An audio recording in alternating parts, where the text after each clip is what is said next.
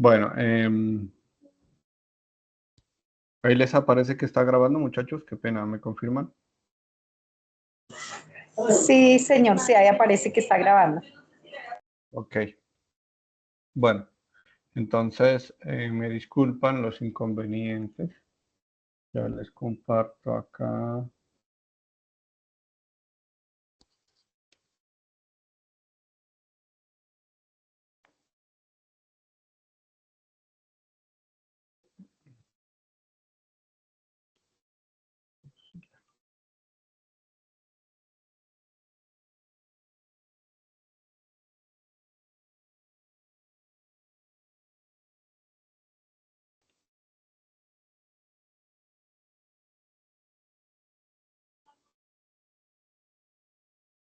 Listo. Bueno, muchachos, entonces, buenas tardes a todos. En la anterior clase, nosotros quedamos, iniciamos la revisión de eso del paradigma de la programación orientada a objetos, indicando inicialmente que la programación orientada a objetos tiene 5 elementos importantes que son la abstracción, el encapsulamiento, modularidad, jerarquía y polimorfismo. Terminamos la clase nosotros revisando esa temática referente a abstracción y visualizando un video también que nos hacía una pequeña explicación. Finalmente terminamos la clase con aclaraciones que ustedes mismos hicieron acerca de lo que significaba abstracción. Espero que quien no se haya conectado pues, haya aprovechado y se haya visualizado la grabación, que igualmente yo comparto inmediatamente después de la sesión.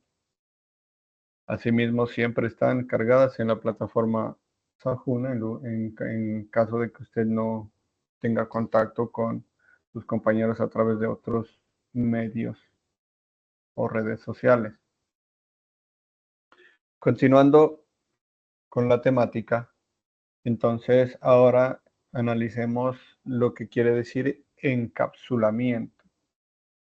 De acuerdo a lo que tenemos acá, dice que es el proceso que permite agrupar datos y también operaciones que relacionan esos datos bajo una misma lógica. En el ejemplo de la introducción, representación de identificadores en la memoria. Todos los elementos descritos en conjunto representan la única unidad de información que corresponde a un contacto de la agenda electrónica, por lo cual se debería utilizar el encapsulamiento. Como lo representa la figura, se encuentra a continuación, la figura que se encuentra a continuación, para agrupar todo y no seguir trabajando los datos como elementos independientes y dispersos. Hicimos una pequeña explicación, visualizamos un ejemplo de una agenda de una persona que hablamos también sobre variables y constantes. Entonces, que la idea de utilizar esto del encapsulamiento permite, así como ahorrar memoria, pues ahorrar otro tipo de recursos, ahorrar tiempo y ahorrar costos también. ¿Sí? Entonces, la imagen que nos muestra ahí dice, el encapsulamiento oculta los detalles de la implementación de un objeto. Ahora hablamos de otro pequeño ejemplo después de analizar el ejemplo que nos dan acá. Dice que la encapsulación, además de traer consigo algo llamado ocultamiento de datos, que consiste en la posibilidad de separar los elementos esenciales con los que se opera algo, interfaz externa y pública, de los detalles de su implementación, que es interna o privada y privada. El encapsulamiento es un proceso que se debe realizar luego del proceso de abstracción, entendiendo que abstracción pues, eran las características de un objeto y de las características de cómo funcionaba también, de acuerdo a lo que revisamos en la clase anterior. Nos da un ejemplo de encapsulamiento. Acá nos dice que es el control remoto de un televisor Y al revisar la siguiente infografía se comprende mejor. Entonces, veamos qué pasa acá.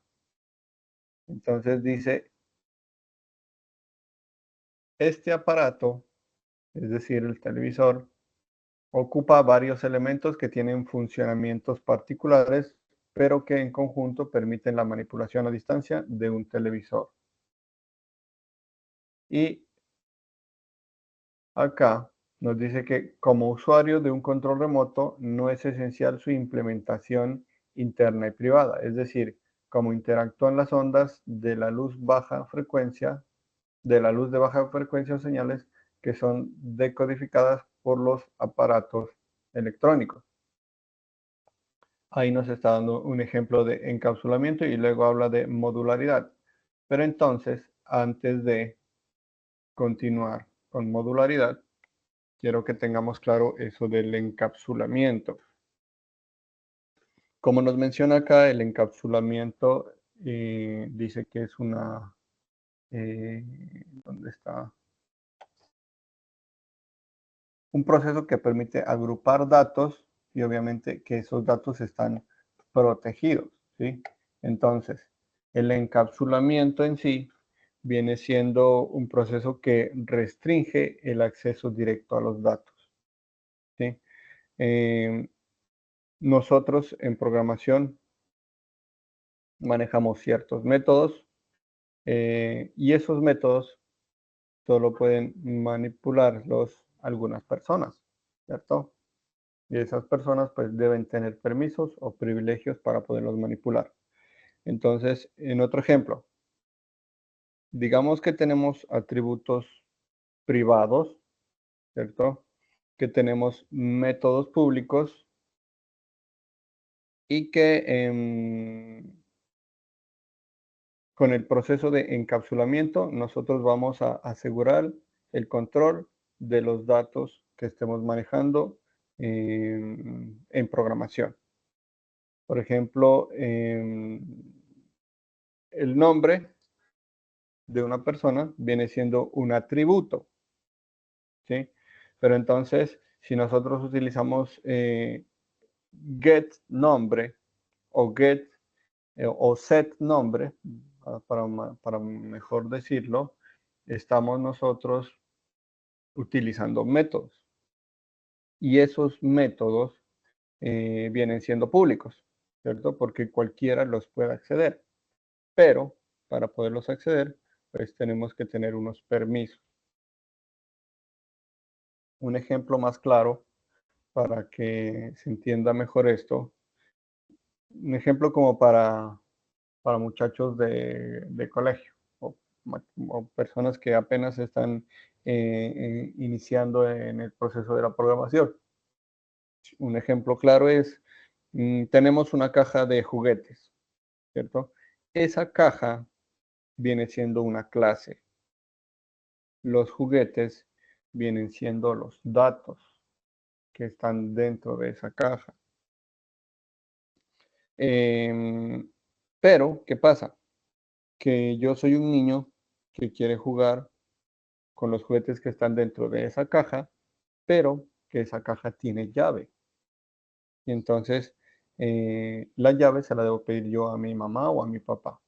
Y entonces, digamos que esa llave vendría siendo el método público por el cual yo accedo a esa caja para poder manipular esos datos o esos juguetes, ¿sí? Como para que se entienda un poquito mejor. ¿Sí estamos claros hasta ahí? Sí, señor, sí. Bueno, entonces, otro ejemplo claro podría ser, nosotros vamos a un restaurante y en un restaurante la cocina viene siendo la clase, ¿cierto? Ahí dentro de esa cocina hay personas que preparan diferentes platos y esas personas tienen recetas.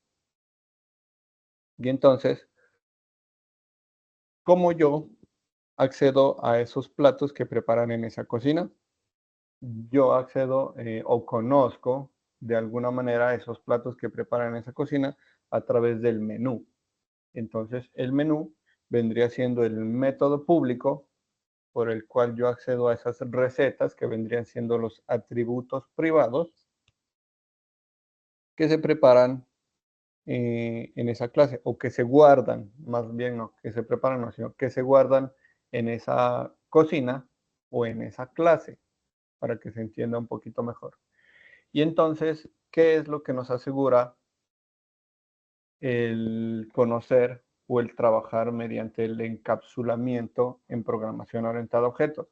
Primero, nos asegura la seguridad de los datos y segundo, como ya lo mencioné anteriormente, el ahorro de recursos, independientemente de que el recurso sea tiempo, trabajo, memoria o cualquier otro objeto que se pueda utilizar ahí en programación, ¿no? Por eso es importante que lo conozcamos. Bueno, seguimos con modularidad, que modularidad es mucho más sencillo, por eso no hay mucha información acá. Y nos dice que la modularidad es la propiedad que permite dividir una aplicación o sistema en partes más pequeñas. Idealmente deben ser muy independientes, bajo acoplamiento y altamente funcionales, alta cohesión. Y entonces, si hemos entendido esta parte de la modularidad, ¿quién de ustedes, compañeros aquí presentes, podría darme un ejemplo? Es algo sencillo. Dividir una aplicación en partes más pequeñas.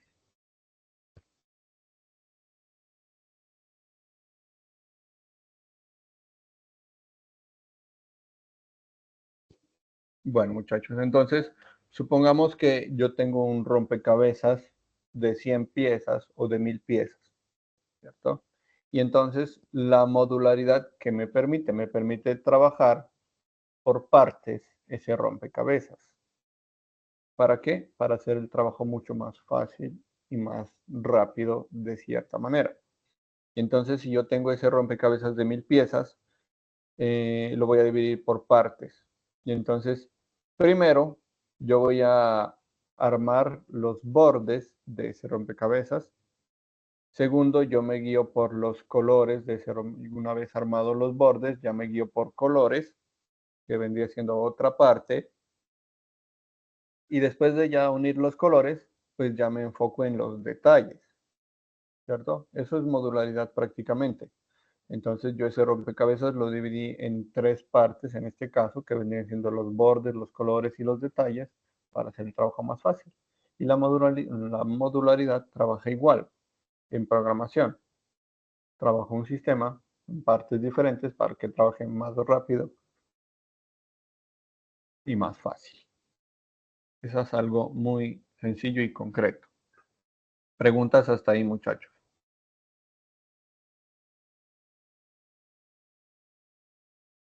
Quedó clara esa parte de la modularidad, profe. Bueno, entonces ahora continuemos con esto de jerarquía. Menciona que la jerarquía son clasificaciones y ordenaciones de las abstracciones de un problema, entendiendo que ya conocemos lo que era abstracción, ¿cierto? Entonces, si yo hago abstracciones de un problema, ¿qué hago? Pues verificar las características o ese problema, por qué se presentó, qué fue lo que cuáles fueron las causas de ese problema, ¿cierto? Partes o características. Dice que permiten comprender de forma general la estructura de un sistema y favorecen en algunos casos la reutilización de características y comportamientos de las abstracciones definidas. Las jerarquías que se producen desde el punto de vista de la estructura de objetos se les conoce como agregación y composición, y las jerarquías que se producen desde las estructuras de clases se les conoce como generalización y especialización. Un ejemplo de jerarquía a nivel de clases podría representarse como la clasificación de los animales según su alimentación, así como se presenta a continuación. Entonces veamos ese ejemplo de jerarquía.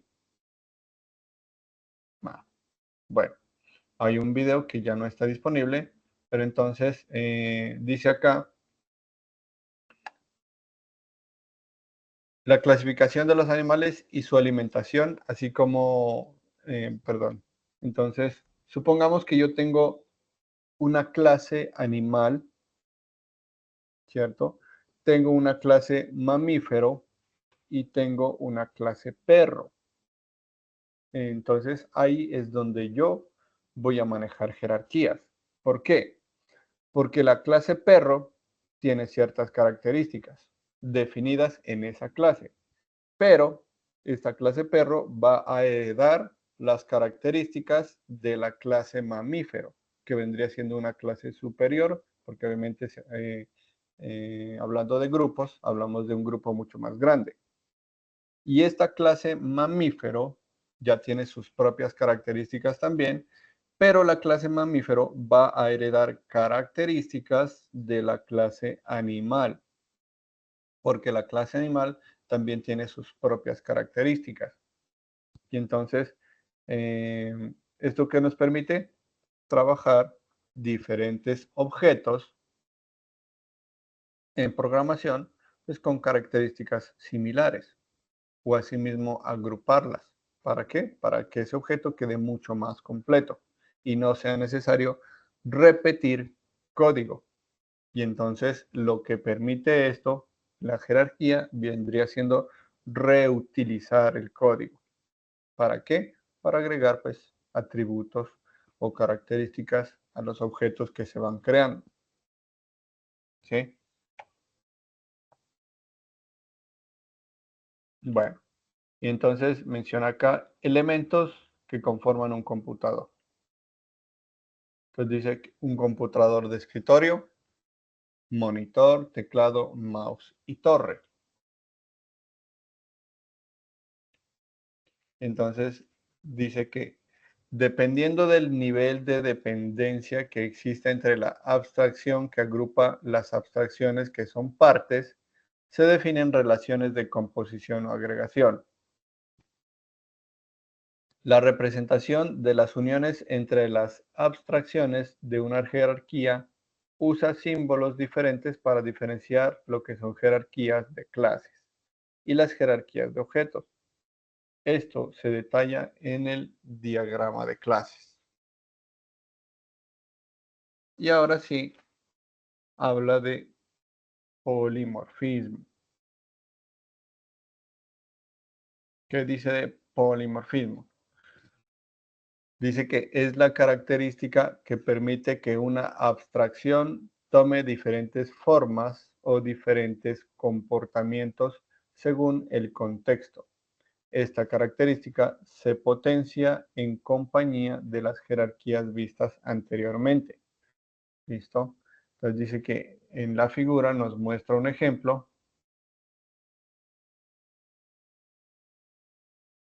sobre figuras planas y adicionalmente que hay un comportamiento llamado calcular área. Es decir, todas las figuras planas tienen área, o de todas las figuras planas nosotros podemos calcular el área. Ese vendría siendo un ejemplo de polimorfismo en figuras planas. Entonces, la jerarquía, aquí también se maneja jerarquías, que vendría siendo la figura plana. Estamos hablando de calcular el área, pero ¿el área de qué? De un rectángulo, de un círculo o de un triángulo, que también viene siendo clases que se pueden trabajar y que pertenecen a una clase superior. Si hablamos de jerarquía y de polimorfismo, de que un solo proceso o un solo método, un solo comportamiento, nos permite trabajar con esas diferentes clases. En la jerarquía de clases, del ejemplo que vimos anteriormente, Las abstracciones rectángulo, círculo y triángulo heredan las características de abstracción de figura plana, incluyendo el comportamiento de calcular área. Sin embargo, ese comportamiento tiene diferentes formas de calcularse dependiendo qué abstracción de la jerarquía es la que se utilice. Para el caso de la abstracción del rectángulo, el cálculo de área se obtiene luego de multiplicar el valor de la base y la altura de la figura. Para la abstracción del círculo, se obtiene de multiplicar la constante pi por el valor del radio al cuadrado. Y para el triángulo, el área se obtiene luego de multiplicar el valor de la base por el valor de la altura y dividir esos dos valores. ¿Sí? Entonces, ese comportamiento depende de la clase a la que se le asigne dicho comportamiento. ¿Y cómo se va a detectar eso? Porque cada clase tiene unas características diferentes. Nos menciona acá que el polimorfismo está presente en el comportamiento calcular área. Preguntas hasta ahí, muchachos. Ha sido muy claro. Bueno, continuemos entonces. Si realmente esos 5 conceptos no son muy difíciles de comprender: abstracción, encapsulamiento, jerarquía, polimorfismo, y el otro, ¿cuál era? El modular. ¿Listo? Bueno, continuemos acá entonces. Clases y objetos. Ahora entendamos esa parte. Son el corazón de la programación orientada a objetos, y en la construcción de estos elementos se refleja cada una de las características del paradigma orientado a objetos revisado anteriormente. Algunas veces parece que ambos elementos se traslapan, y algunas otras veces se suele hablar de forma indiscriminada de esos dos elementos, por lo cual a continuación se ampliará la revisión para comprender sus características y diferencias, clases y objetos. Un objeto en programación orientada a objetos representa un objeto del mundo real, y el objeto debe ser especializado y solo se encarga de una tarea. Un objeto puede ser cosas tangibles, roles o papeles de una persona, organizaciones como las empresas, interacciones como las transacciones o contratos, incidentes como vuelos, lugares como muelles, carreteras, parques, etc. ¿Listo? Esos pueden ser objetos. Entendamos que nos dice acá que solo se encargan de una tarea. Dice que los objetos se comunican con otros objetos por medio de mensajes, y su estructura se describe en la siguiente tabla.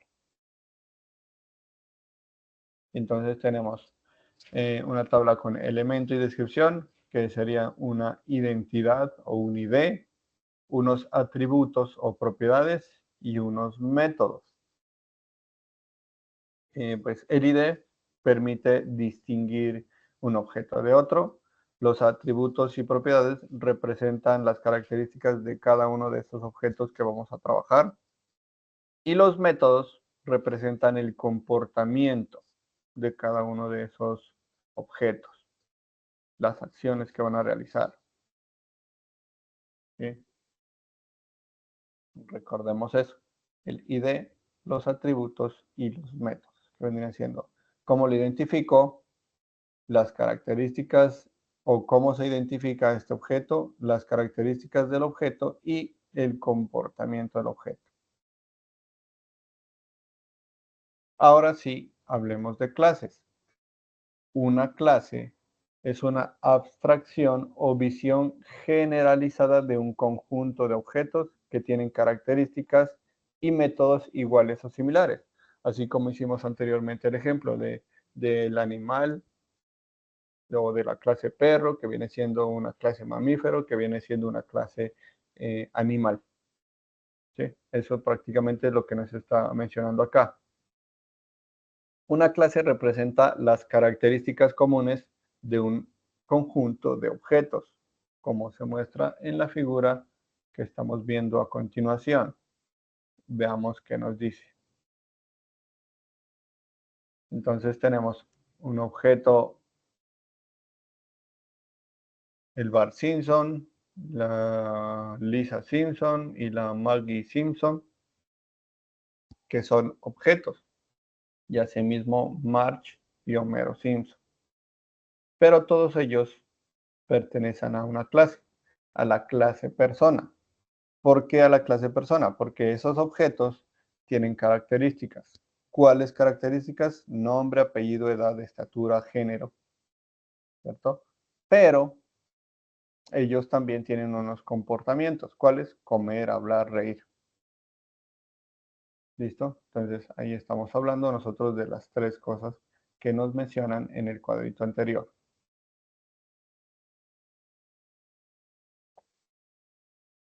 Una clase es un tipo de dato definido por el usuario, no existe en forma concreta, ya que es solo una abstracción. A partir de la definición de una clase se pueden construir objetos.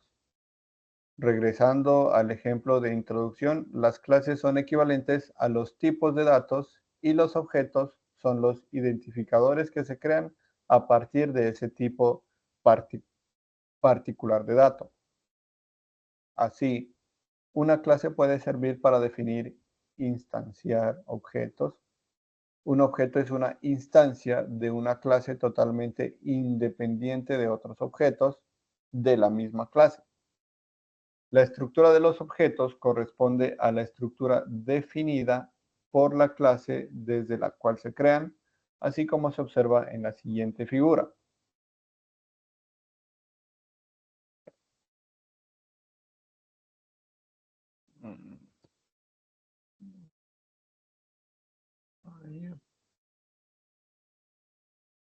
Listo. Entonces vemos identidad, atributos y métodos. Tenemos clases y tenemos objetos. Persona, persona 1, persona 2, y cada uno de ellos tiene nombre, apellido, edad, estructura, estatura, género, y tiene métodos, que es informar datos personales. ¿Listo? Entonces, tengamos en cuenta que dependiendo del objeto, hereda características de la clase y que cada objeto tiene métodos diferentes.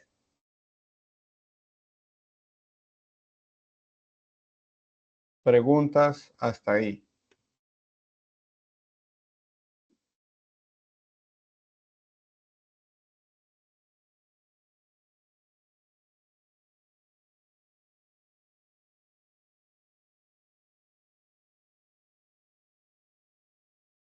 Bueno, continuemos entonces.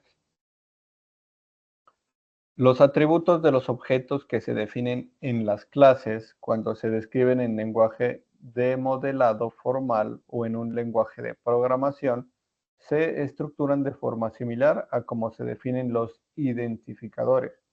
Es decir, cada atributo se expresa como un tipo de dato y nombre del identificador.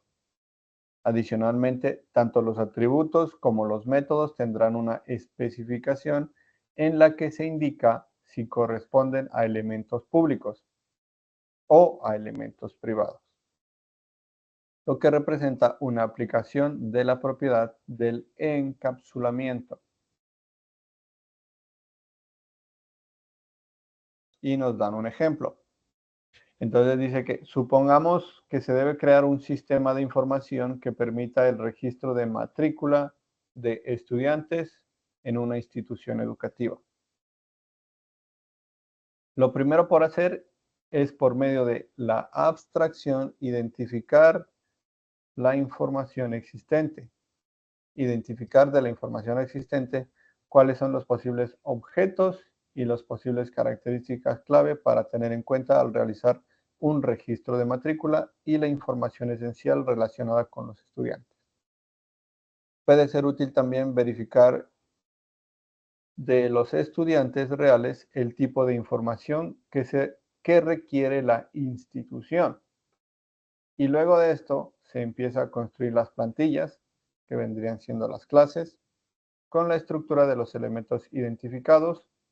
Posteriormente, estas clases definidas permitirán instanciar objetos que corresponden a la información concreta con la que se manipulará el sistema.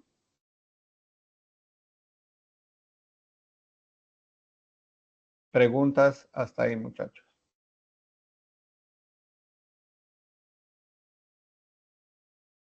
Todo claro, profe. Listo.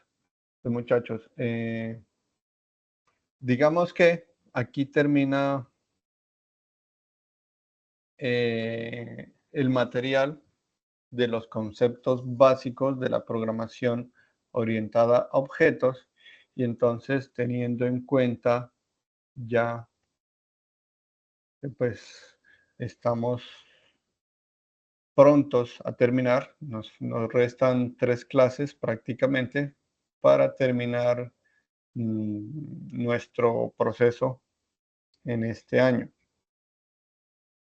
Entonces la idea sería tener en cuenta esas evidencias que se deben presentar. Permítanme, les muestro.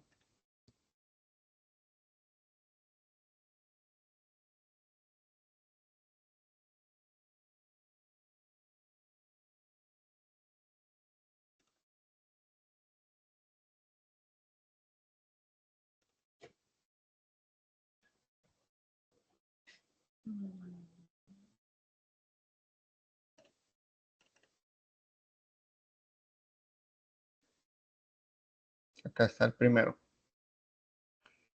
La evidencia de producto, que viene siendo el diagrama de clases del proyecto de software que usted va a desarrollar. ¿Listo? Enfoquémonos principalmente en esa evidencia, en construirla y en entregarla. Entonces, muchachos, pues no sé qué opinen ustedes. La próxima clase, para mí, pues la información está bastante clara y pues consulté a ver si ustedes tenían preguntas, si había algo que aclarar, si no se entendió referente a eso del paradigma de la programación orientada a objetos, a lo cual ustedes pues respondieron que todo está claro. Y entonces esa primera evidencia que ustedes van a entregar de esta temática viene siendo la que estamos viendo ahí, que dice que es el diagrama de clases del proyecto de software que usted va a desarrollar.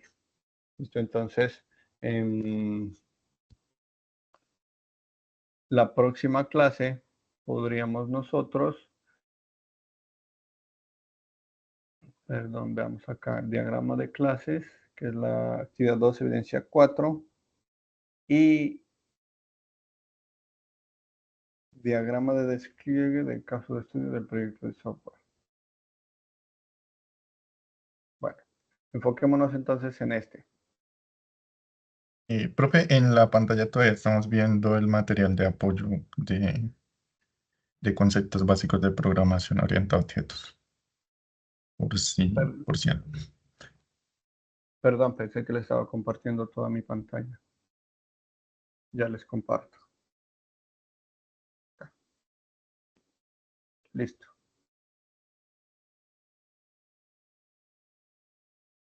Ahí, muchachos.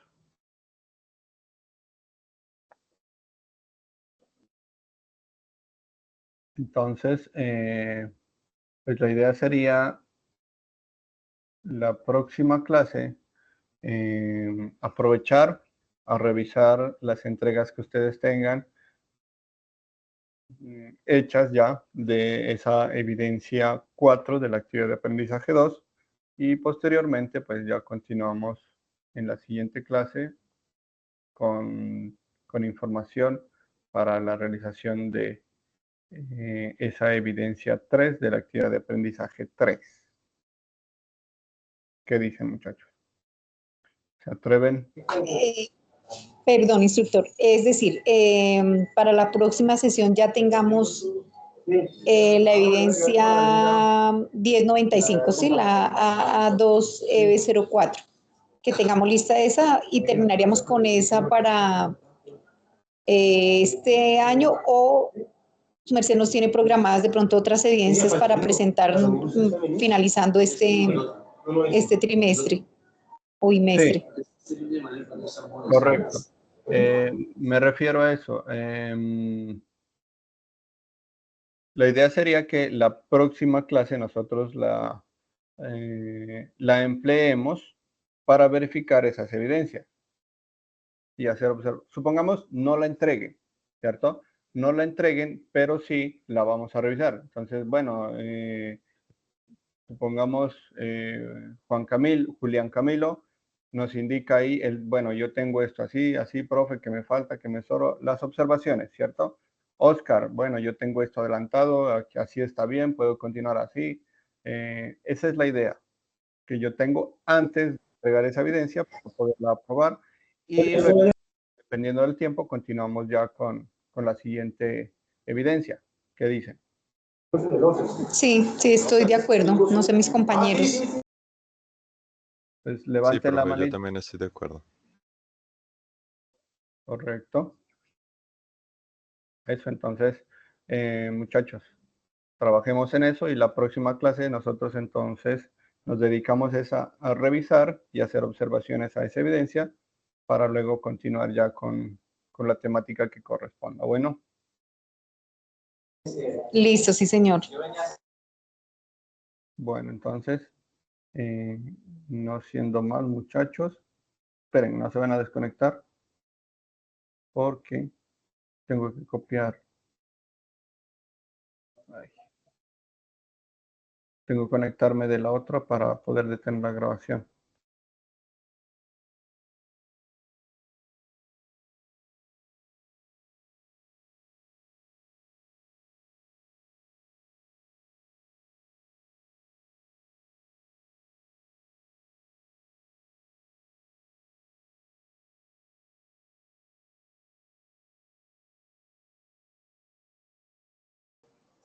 Listo, muchachos.